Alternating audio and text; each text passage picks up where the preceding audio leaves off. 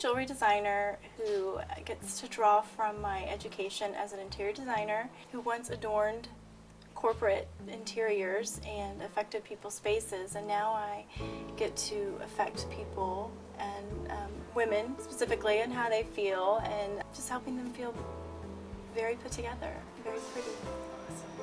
I love designing jewelry and creating jewelry because it is instant gratification. And I think it's really interesting that I used to draw details for interior design, but I really get this sort of high by working with my hands and actually being in control of what I get to design.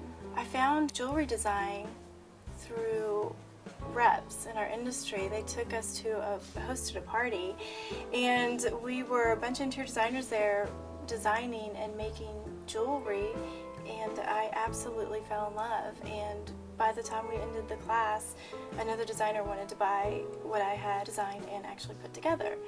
So I found a lot of therapy in actually kind of getting lost in teaching myself something I'd never done before, and getting lost in kind of the creativity and having honestly no rules set upon me. I decided that I was going to quit my job and do this, and it was a lot of fun. In the 3 years I did this part-time, to see myself grow and really get into this and kind of learn about other aspects of the jewelry and getting into the metals and hammering.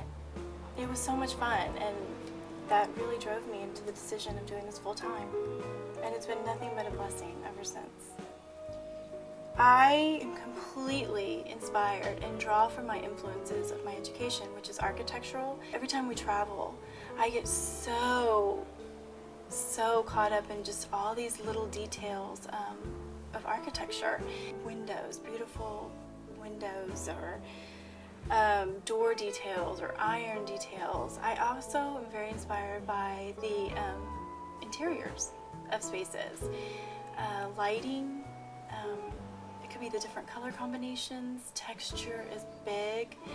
I can't tell you how many times I've dreamt, and in the scenario of the dream, somebody's wearing some fabulous earring or necklace, and I get up and sketch it because I can't lose it. And then I'll work it out, especially if I dream something I'm thinking, this has to come to fruition. Another 110% inspiration is my mother. She passed away 9 years ago, but when I started this adventure and my journey, it has been all about completely pushing her spirit forward and having the people that never met her, or as I get older and there's fewer and fewer people around me that knew her, or even my future kids.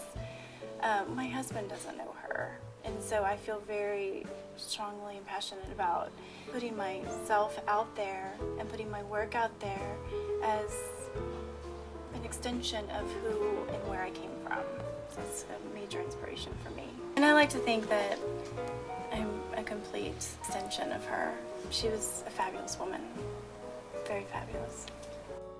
I describe my work as timeless, classic. I always refer to them as the girls. They all have personalities. I name them all. And I can tell you why somebody has a specific name, or who the muse was, or the personality. I love hearing what people love about the jewelry, giving them tips on how I would put it together, but then putting it together based on their personality. I'll walk away from an event and I already have some new designs planned out based on people I've just met. You do have to think about the time it takes to make certain things, and what your market is, and if you're going to sell it for that point. So if I do any sort of limited quantities of any of my art, my jewelry, I'm going to keep it organic, and I'm going to keep it really special.